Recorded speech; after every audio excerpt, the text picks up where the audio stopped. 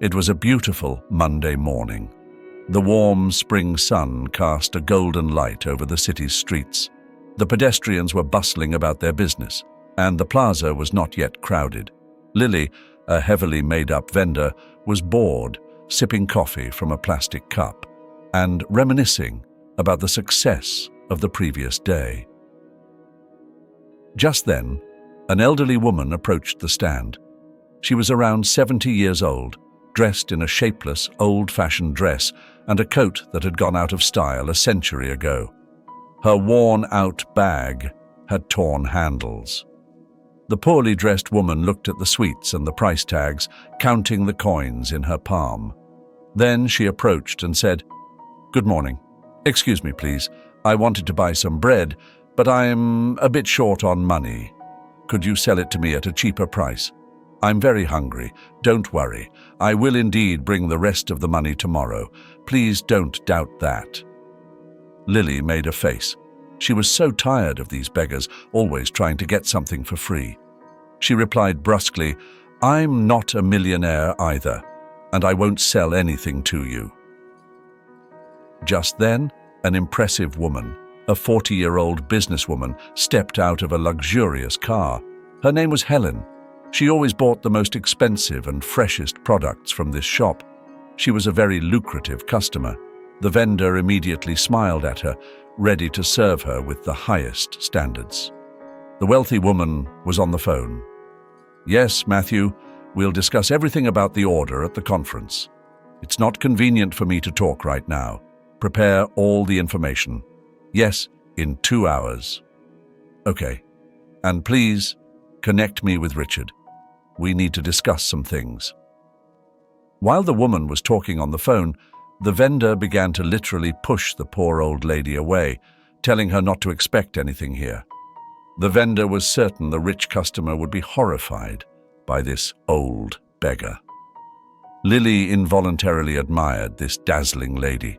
She was dressed in very expensive and stylish clothes, a beige cashmere coat, suede boots, and a bag from a very high-end brand. She wore light, flawless makeup, and her shoulder-length hair shone in the sun. The vendor envied the luck of such people. "I'll never live like that," she thought. Helen glanced at the old lady during her conversation. Just a poor grandmother, obviously in need of money. Nothing special. The only thing that surprised her was a pendant on the stranger's neck, a teardrop-shaped pendant made of real amber. The chain had a unique design, one of those rarely seen anywhere.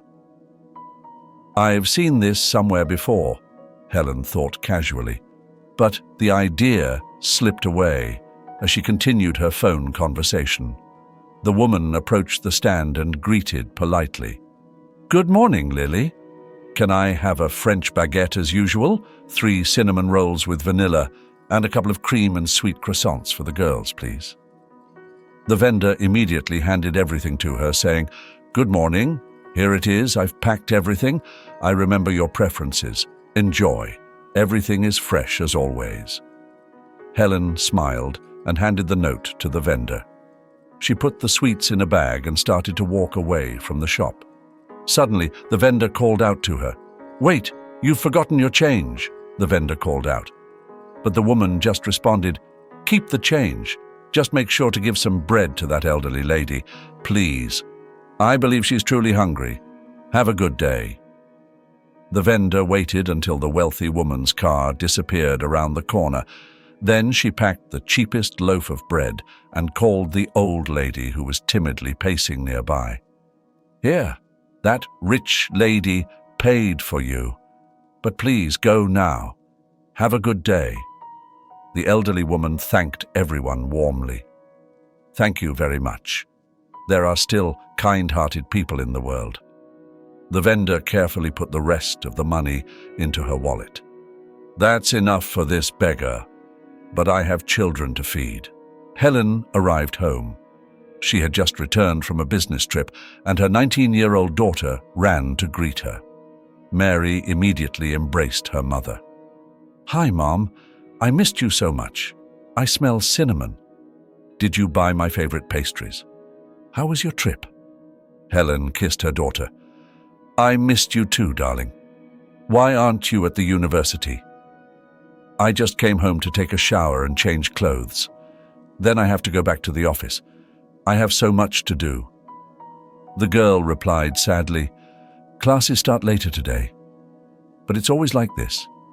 You just got home, and you have to go back to work again. At least eat something. I'll heat up some soup and make you some coffee. I know you'll be eating on the go all day again. Helen smiled. Thank you for your care, dear. Please save one of the pastries for Teresa. By the way, where is she? Her daughter began moving around the kitchen and replied, She went to the market this morning. You know her. She always needs fresh produce. And you know how much she enjoys shopping for groceries. Helen took a shower, had breakfast with her daughter, put on a fresh blouse and a skirt, and waved to Mary before heading to work. Her day was scheduled down to the minute. After all, she ran her own successful business. She owned a freight transport company. It was a small business with only 6 trucks, but the profits were good. However, it had taken many years to reach this point and, most importantly, to purchase high-quality trucks to ensure everything ran smoothly. She had to personally oversee all the processes. Today, she thought she would only work for a few hours, but she ended up dealing with many problems. It wasn't uncommon in her profession. Anything could happen on the road. On her way home, Helen stopped at a small cafe. It was always quiet and cozy, most importantly, not crowded. She liked to sit there in silence before diving into her tasks. She always ordered coffee and a creamy dessert and slowly enjoyed it, reflecting on her life. For some reason, she thought about that elderly lady with the pendant. Helen imagined the jewel in detail, focused on it, and suddenly memories flooded her mind. She was standing at a doorway. It was raining outside, and she was holding her grandmother's hand. She frowned and opened the window. Why did you come here? I didn't invite you. What do you want? Helen pleaded, Dorothy, please shelter me and my daughter. We had to leave our rented apartment because we can no longer afford it, and we have nowhere else to go. I don't even have parents. I have nowhere to go. I'm an orphan after all. Mary is your granddaughter. I'm begging you, please let us stay in your house for a while, at least until I find some other place to live. Dorothy's husband, Peter, looked out the window and was about to let her grandmother into the apartment because she stood there with the baby in her arms, shivering in the cold rain. But Dorothy started yelling like a madwoman, Get out of here! You took our son away from us, and now you want our home. Ralph died because of you. Solve your problems on your own. I don't want to see you here. I don't even know if she's my granddaughter. And with that, the angry woman slammed the window shut, signaling the end of the conversation. Helen stood there a bit longer, hoping for mercy, but then she left straight for the train station. She had nowhere else to go. This story had started so sweetly. Helen was flooded with memories again, and tears began to roll down her face. She grew up in an orphanage. She was fortunate that the orphanage was small and quite nice. The city's prefect supported and supervised it, so no one was mistreated there, but the caregivers were still strict. However, the teachers were very professional. They taught the girls efficiently and frequently took them to the city for various exhibitions, the circus, and the cinema. There were even hobby clubs, culinary classes, football, sewing, and foreign languages. From a young age, Helen had strong mathematical skills and an excellent memory. Her teachers praised her and awarded her numerous prizes. After graduation, they helped her get into one of the best universities, the Faculty of Economics and Management. But when she moved into the room offered by the state as an orphan, she was unlucky. Her neighbors were always drinking, smoking, and partying. It was very noisy there, and it was impossible to live and study. So, like everyone else, she lived in a student dormitory and rented out her room to the same man who drank there. After all, she needed money to survive during her university years. When some drunken boys tried to harass her, Ralph immediately came to her defense and made it clear to everyone that she was his girlfriend. Is that clear? Or does anyone want to object? Come on, don't be shy. Speak up. Ralph was a tough guy. He had been practicing boxing since he was a child, so no one dared mess with him. But Helen appreciated this noble attitude. She was delighted that he called her his girlfriend. From that night on, the couple began dating. They were both madly passionate about each other. Ralph also studied economics at the same university.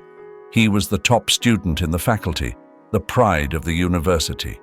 Smart and ambitious, even as a student, he had already tried to start his own small business repairing phones and computers. His parents were successful. His father was the chief engineer at the local factory, and his mother was a department head. His family lived in a large and beautiful house in the city center. Ralph was a very attractive guy. Many girls envied Helen, whispering behind her back, "What an orphan! She snagged such a handsome guy. But what did he see in her? She's just a simple girl. She doesn't even wear makeup, nor does she dress in expensive clothes, and her figure is nothing special." They were wrong because, to Ralph, Helen was the most beautiful girl. He couldn't stop looking into her deep blue eyes, touching her wheat-colored curls, and whispering words of love.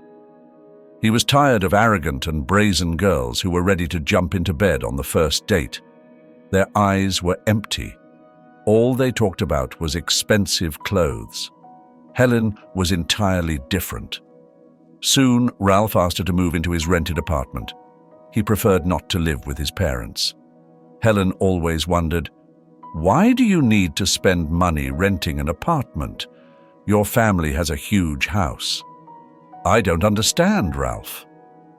But the boy always responded evasively, "My mother is a very complicated person. I don't know how to explain it. She loves me so much that she suffocates me with her care. I can't breathe."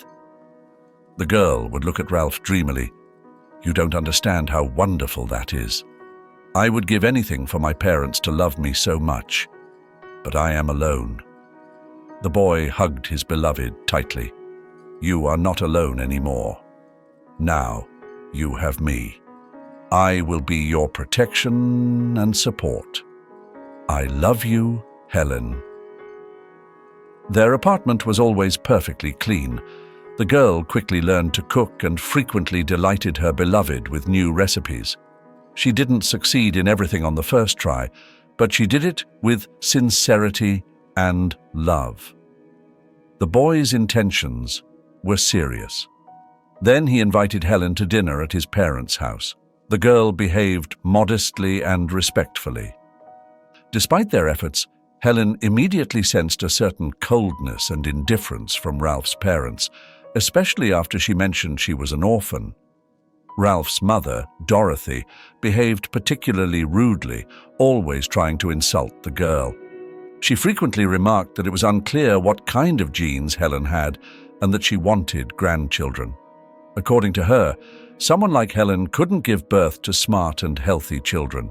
She often said that her son supported and provided for Helen, but Helen was just a burden. These comments hurt Helen deeply. She often cried in response to the attacks from her future mother-in-law.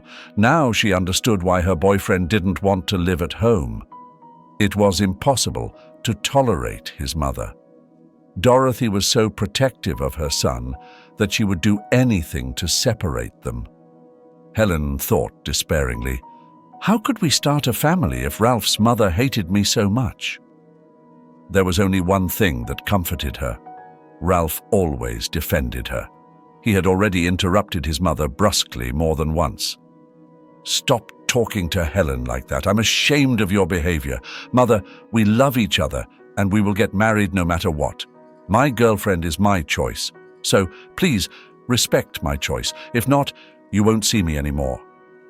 His father, furious, retorted, "How dare you speak to your parents like that? Where will you get the money for the wedding? Do you think your miserable university scholarship will be enough? Where will you live?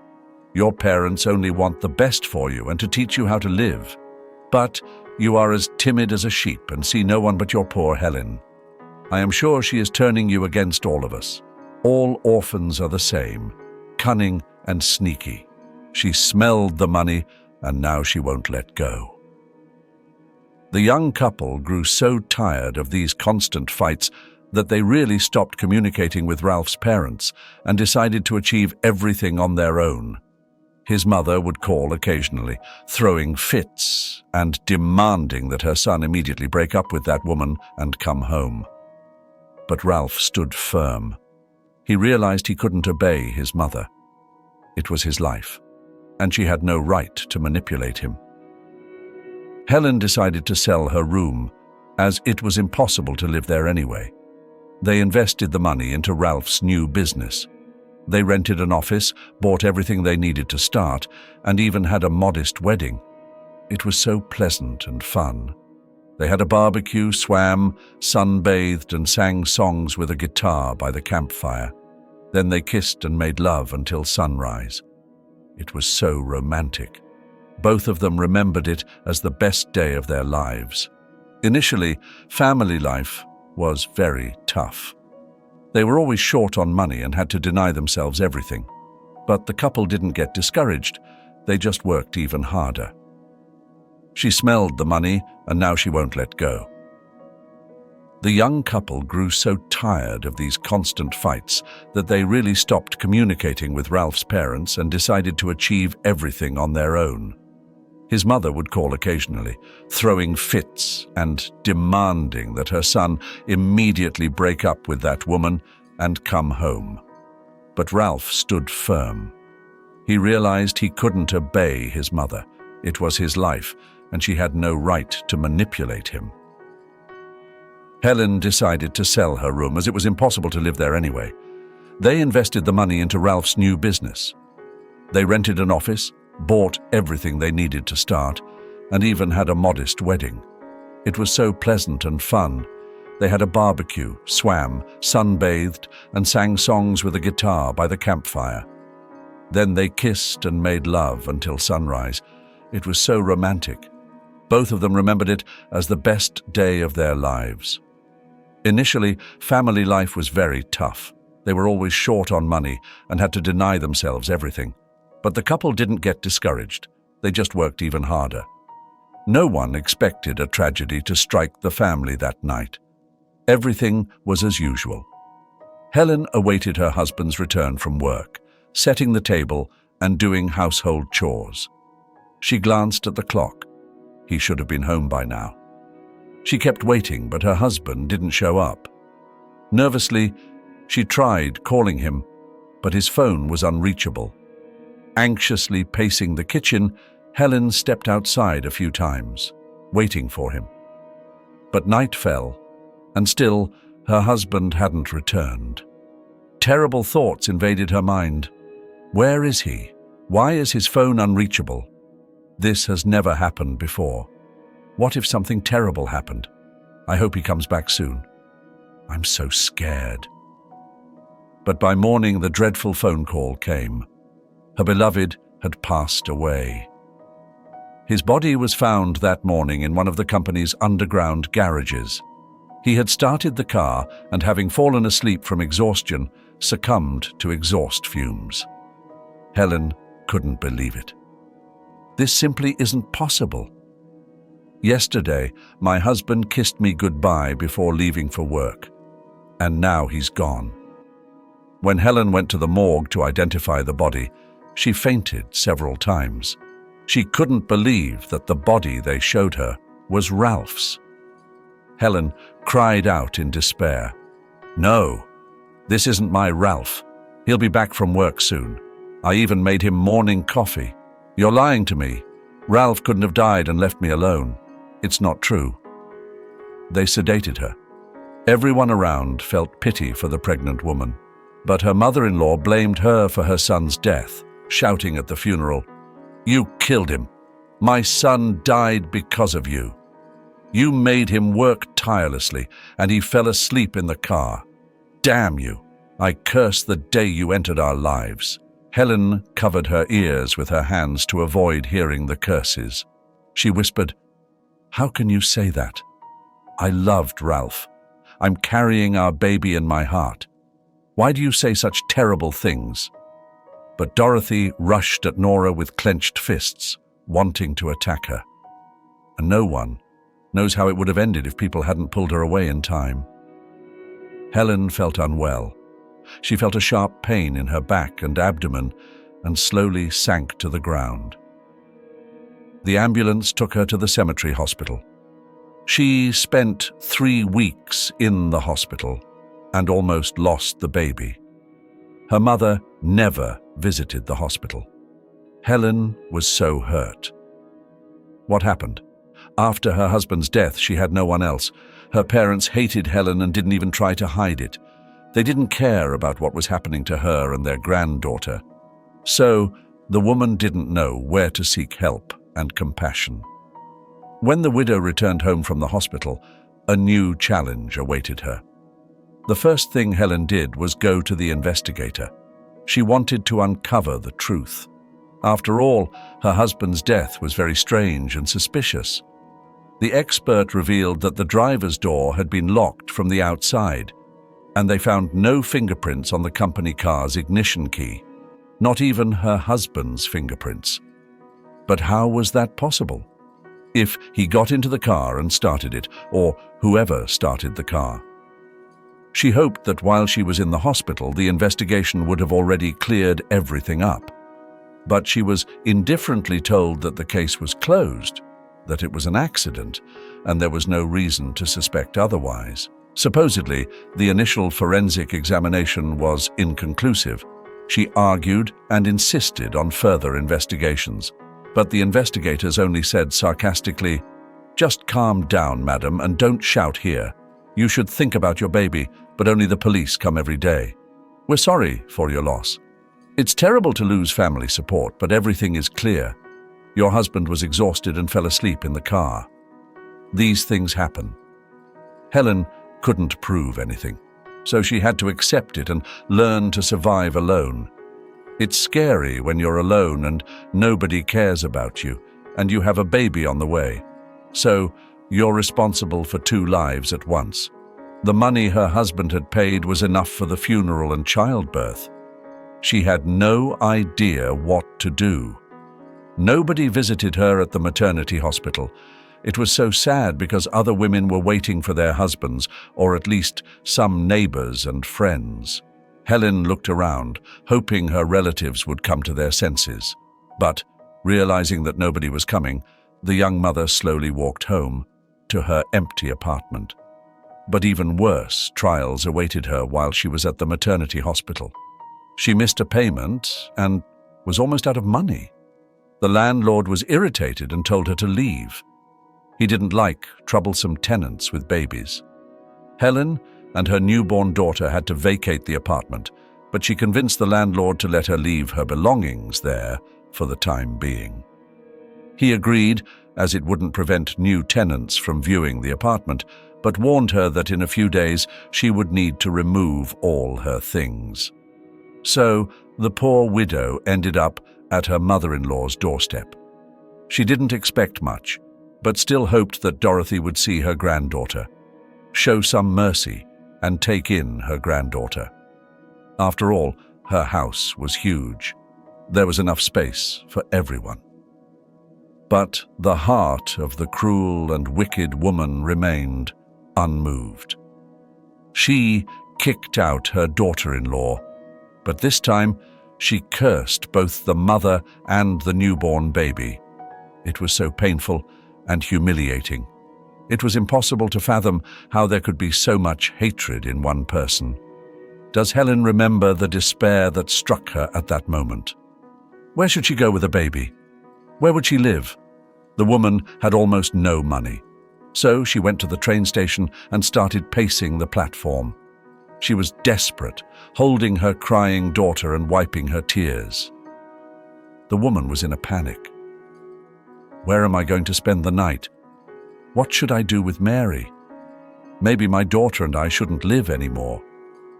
Who needs us in this cruel world without Ralph? We'll meet him in heaven and be happy again, like before. No one paid attention to the young mother. She just hoped for something. And then, an old lady selling fruits and mushrooms on the platform called out to her. "Excuse me, miss, are you okay? Do you need help? You don't look well. You've been here for hours, but haven't gotten on any train." So Helen was startled by the surprise. She turned to her, sat down next to the old lady and cried out loud, "I don't want to go anywhere. It feels like my life is over. My husband died. I don't have money to pay rent. I have a newborn baby in my arms. And when I wanted to ask for help from my mother-in-law, she kicked me out. What should I do? Tell me, does nobody need me and my daughter? Why should I even live?" The old lady was taken aback and started packing up her wares, saying, "What are you talking about, dear? You can do whatever you want with yourself, but your baby is so innocent. Your baby deserves to live. I understand your sadness. I once lost someone close and know what it's like. But you can't give up. You have to fight not for your sake, but for the baby's sake. There's always a way out. You're still young. You have your whole life ahead of you. Don't even think about death." Helen laughed hysterically. "A way out? It's a dead end. Should I become homeless now? Sleep on the streets? I can't give my daughter such a pathetic life. My mother-in-law hates me, but I'm okay with that. But it turns out she doesn't even need her granddaughter. I have nowhere, absolutely nowhere to go. I'm alone." The old lady saw that the girl was decent, well-dressed, and obviously not a beggar. She was just in trouble. Problems can happen to anyone. Just in trouble. Problems can happen to anyone. Moreover, she was on the brink of despair. She could decide something with myself at any minute. And then the old lady said firmly, "Let's go to my house. I'm renting out a room in my house. It's small but clean and comfortable. I won't charge much. I don't rent out for money. I use money to help the girls from the local orphanage. I still work there as a nurse because my salary is low." One day, when I went to the cemetery, the poor widow told everything to Ralph, crying at his grave. But the wind was the only response. Gradually, Helen picked herself up. Life began to improve. Her daughter went to kindergarten, and the woman got a good job as an accountant at a transportation company. Since Teresa helped with Mary, Helen could focus on her career. She decided to achieve everything on her own. To defy everyone, she would raise her daughter and give her the best possible education. Her daughter would not experience any hardships, so her hard and diligent work paid off. Thus, in a few years, Helen became the assistant to the CEO, and when she decided to move abroad with her family, she promoted Helen to CEO of the company. It was when the money the woman had deposited in the bank a few years earlier came in handy. She managed to buy half of the company, becoming a co-owner. The owner trusted her honesty and business skills. She was able not only to keep the company afloat, but also to expand the business. She bought a 2-bedroom apartment in the city center, as she and Ralph had dreamed, learned to drive, and bought a comfortable car. The woman considered Teresa as a family member, so they still lived together. Mary was very intelligent and studied diligently. Last year, she graduated from high school and entered medical university. The girl dreamed of becoming a doctor since childhood. Helen realized that she was already 43 years old. She never remarried and couldn't fall in love with anyone after Ralph. He remained in her heart forever. Helen placed a beautiful monument on his grave, frequently went to the cemetery, sat on a bench near the wall, and told him everything. She believed that her beloved was in heaven, listening to her, and that he was happy for her and her daughter. Helen also took care of Teresa. She always remembered who had saved her life, who had helped her in the most difficult time. The years were taking their toll. The old woman was often ill and already frail, but Helen bought medicines and vitamins for Teresa and paid for her tests. In all these years, her grandmother never cared to know how her granddaughter was doing, never called to check on them. Helen was deeply resentful and thought Dorothy was insensitive. And today, Helen finally saw her, poor and begging at the pastry shop. It was definitely her mother-in-law. The woman's first thought was, "Oh, fate is so just." Years ago, Dorothy didn't consider me a human being. She reproached me for being an orphan, and now she's begging for bread. She deserves that. Maybe she'll finally realize how cruel she was to her son's family. Helen wasn't used to keeping everything to herself. She always shared everything with her family. And that unexpected encounter with her mother-in-law left her daughter's mother, made her emotional, bringing back unpleasant memories. The woman arrived home and, after dining with her family, told them everything. Can you imagine? I didn't even recognize her. I was sure she was just a beggar. But the pendant caught my attention. It's the pendant from her family. She never parted with it. Dorothy is obviously poor, asking for money to buy bread. Should I pity her? No, I won't. She never showed mercy to me. She just cursed me. If it weren't for you, Teresa, Mary, and I would be lost. You are my family and I won't pity her. Mary cautiously asked, "So you found my grandmother? Well, I wonder what she's like. Do I resemble her? How can I find her, Mum? I'd like to meet her." Suddenly, Helen felt irritated. "Darling, tell me, why? There's nothing to talk to her about. She hurt me so much. I won't look for her for sure." Mary exclaimed, "Woman, but that's not right. You taught me to forgive and try to help people. Are you yourself, Mom? You don't need to be friends with her. But what if she really needs help?" Helen fell silent. She hoped her daughter would be on her side, but that's not what happened. Teresa remained silent for a long time and then said calmly, "I understand you better than anyone, and you're fine in everything. But I want to tell you something. I'm not a saint either. I wasn't always alone. I had a daughter, Lily. I loved her so much. We lived with difficulties, but she always wanted expensive gadgets, nice clothes, and a cool phone. When Lily was 16, she started hanging out with a bad crowd, neglected her studies, and then began stealing everything from home to buy illicit things. I was stupid and didn't realize what that was. How terrible. I fought with my daughter, argued with her, and tried to reason with her. I was terribly ashamed to have such a bad daughter. That day, we had a fight. The curse, too. I thought she was doing that to irritate me. And then Lily ran away to her friend's house, and I never saw her alive again. It turns out Lily was admitted because of her overdose that night. If you knew how much I regret all these years for not hugging her, for not trying to help her understand her soul, but I had no idea it would be the last time I'd see her. I don't know why I'm telling you this. It's up to you to decide if you want to talk to your mother-in-law or not. But rest assured that everyone can make mistakes, and everyone deserves to be forgiven. But regardless, a granddaughter has the right to see her grandmother.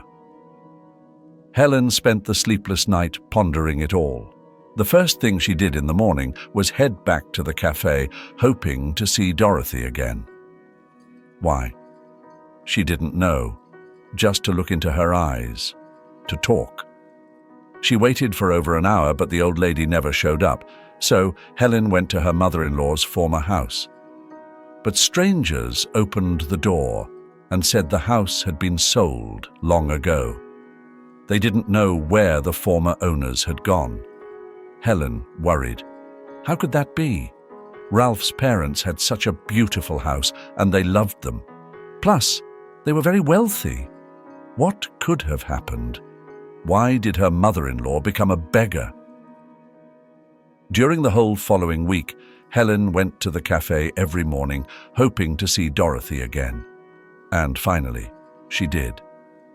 She smelled carefully, and it was her, though she had aged a lot.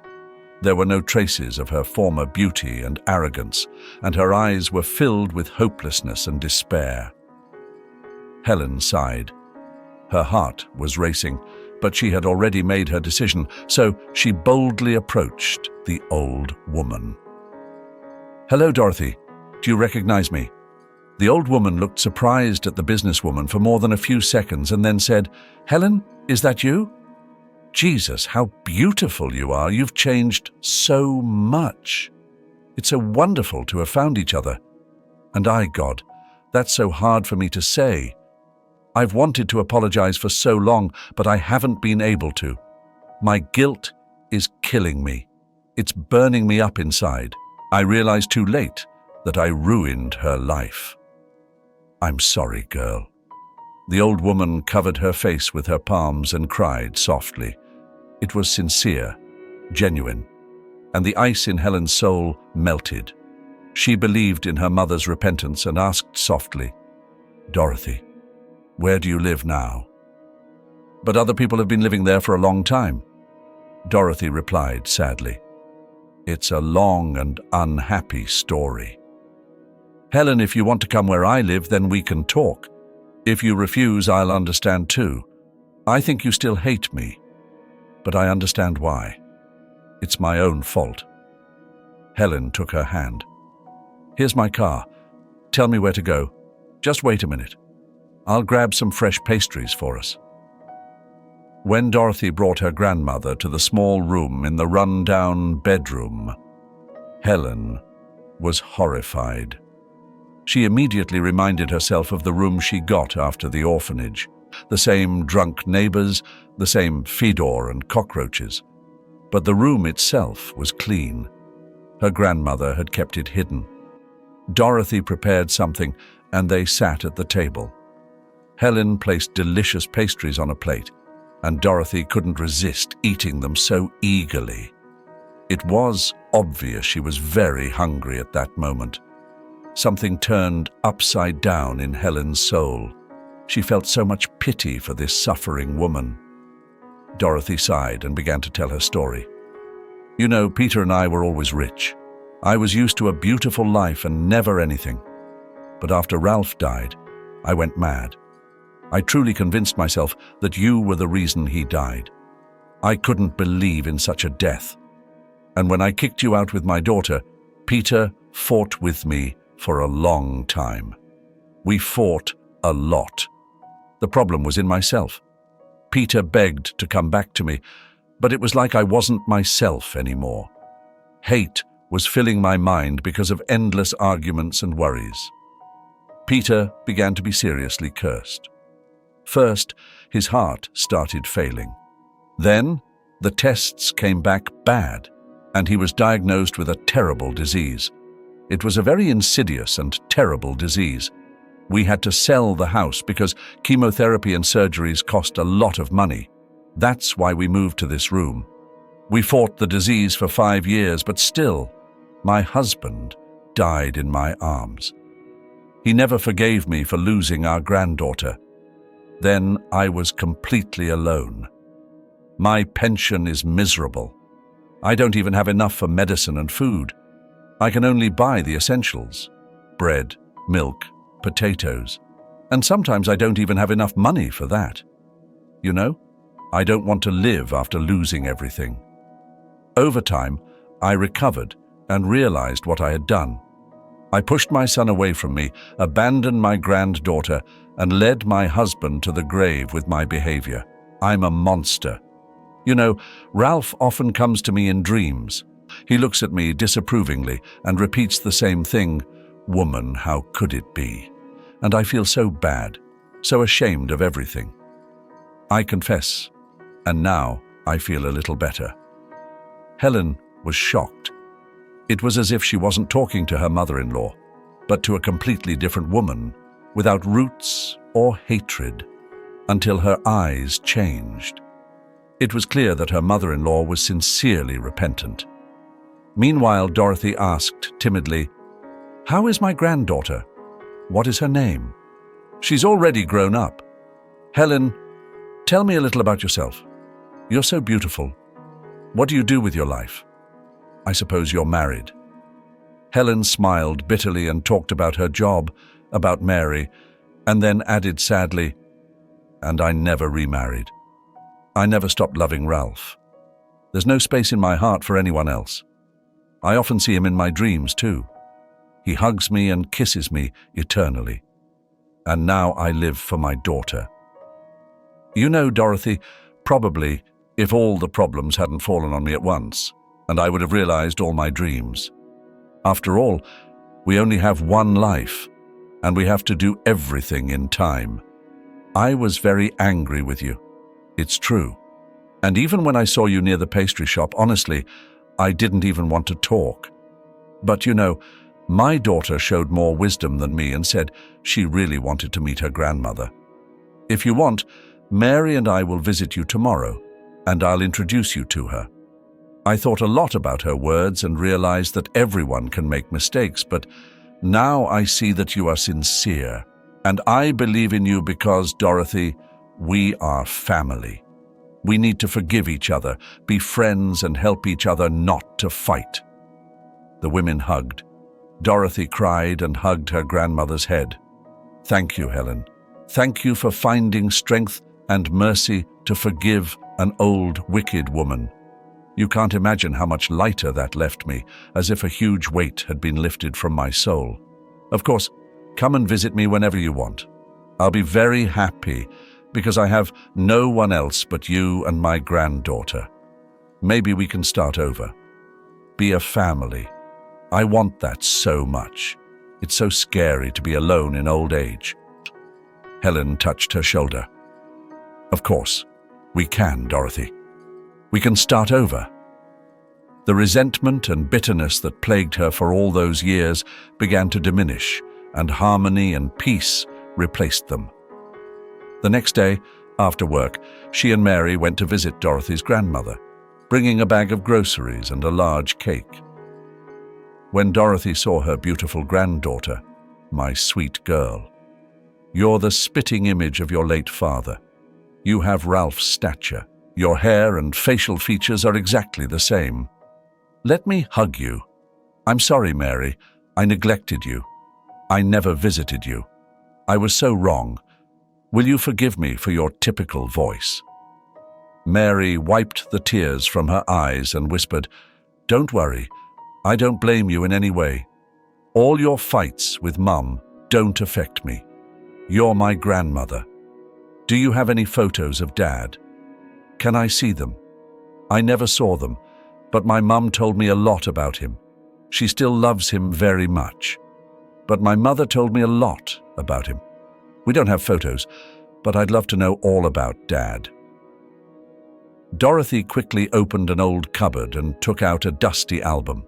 She eagerly flipped through the pages and showed her granddaughter. Ralph was 1 year old in this photo.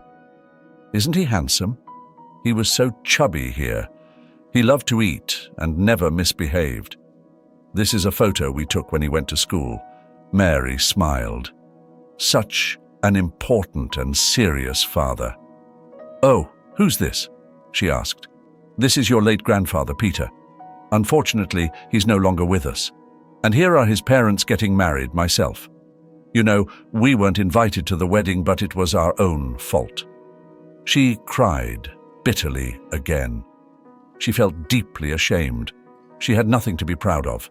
She realized she only brought sorrow to her son. Mary understood her condition and comforted her.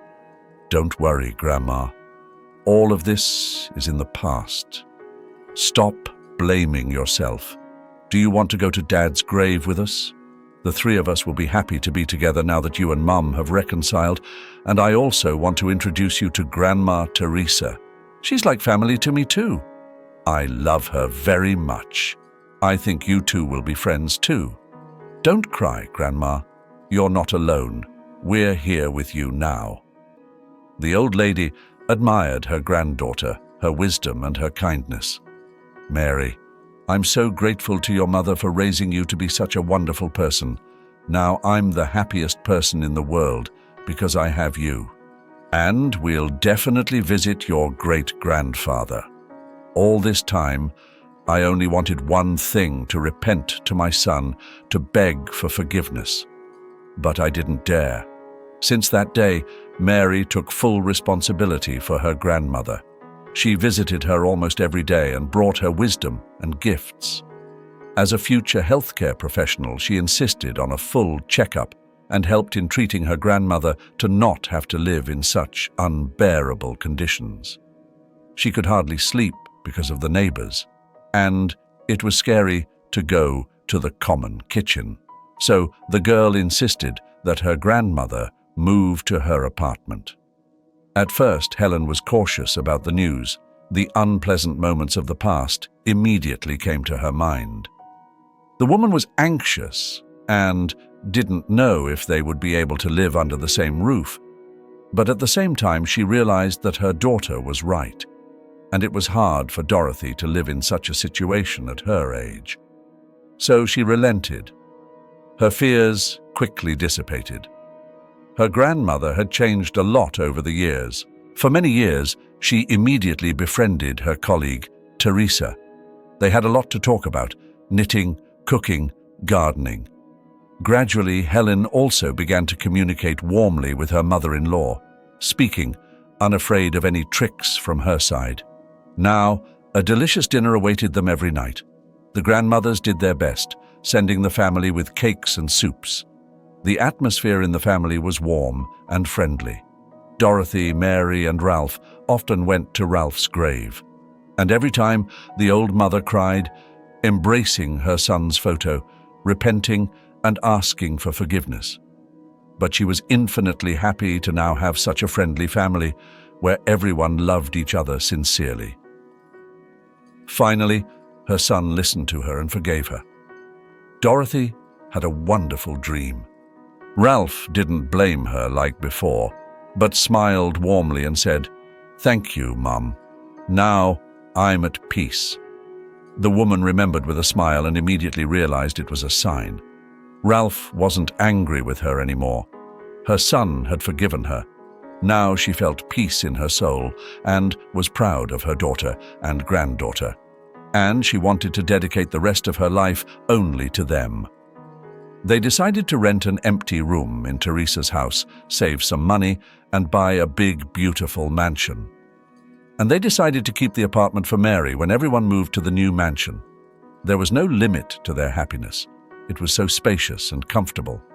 They adopted a big dog named Ptolemy, and Mary found a cute kitten, Tom, and they enjoyed taking care of the animals.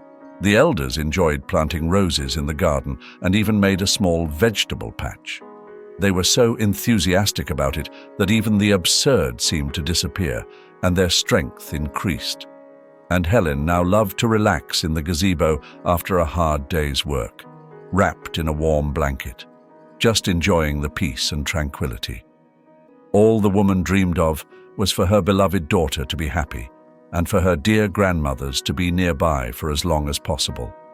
There was peace in her heart.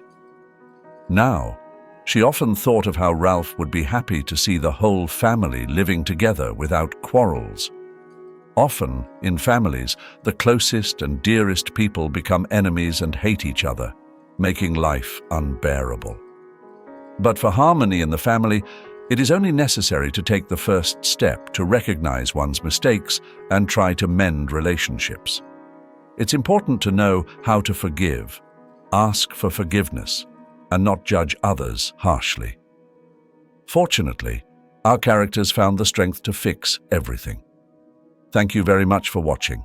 Please comment, like the video, and subscribe to our channel. Watch other special videos that we've prepared for you. See you later.